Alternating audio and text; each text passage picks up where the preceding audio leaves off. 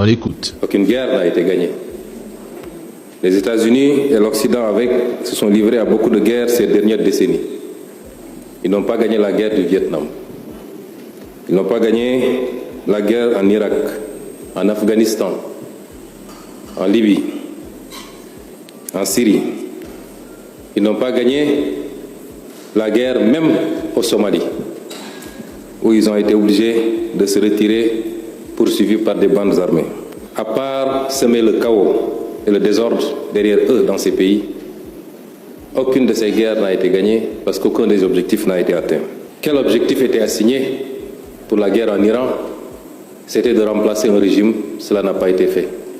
Le même régime est dans sa version la plus radicale, la plus dure, va continuer et les États-Unis sont obligés de discuter et de négocier avec ce régime. Réduire les capacités balistiques de l'Iran, ça n'a pas été atteint. Imposer à l'Iran de renoncer à tout programme nucléaire, civil comme militaire, n'est pas un objectif atteint. Aucun des objectifs n'a été atteint et pourtant le monde est plongé dans un chaos que rien ne justifie. M. Trump n'est pas un homme de paix, c'est un homme de déstabilisation du monde. Ils sont très peu en Afrique, parmi les dirigeants, à s'exprimer publiquement pour dresser un état des lieux clair de cette guerre qui est un échec flagrant de Donald Trump. C'est important que le Premier ministre Ousmane Sonko le rappelle. Démanteler ou neutraliser définitivement le programme nucléaire iranien, ils ont échoué.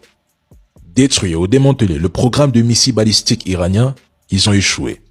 Couper le soutien au proxy ou affaiblir l'influence régionale de l'Iran en tarissant le financement et les livraisons d'armes, ils ont échoué. Procéder à un changement de régime, ils ont échoué. Forcer un meilleur deal à l'avantage des Américains ou provoquer un effondrement économique, ils ont échoué. Destruction ou neutralisation complète de la marine iranienne, ils ont échoué. Et pire, contrôle total du détroit d'Ormuz et liberté de navigation sans concession. Ils ont échoué, il y a le péage.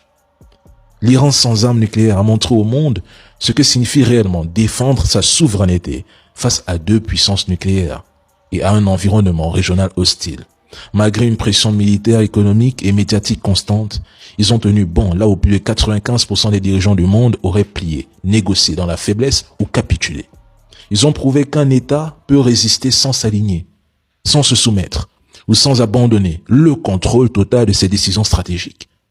Les Iraniens ont rappelé une chose essentielle au monde. La souveraineté ne se proclame pas. Elle se défend dans la durée, dans la douleur et parfois dans l'isolement. Ils ont montré qu'aucune puissance, même dotée d'armes nucléaires, ne peut contenir durablement une guerre asymétrique menée par un adversaire déterminé. Dans tous leurs objectifs, ils ont échoué. Donc de quelle victoire américaine ou de l'entité nous parle-t-on?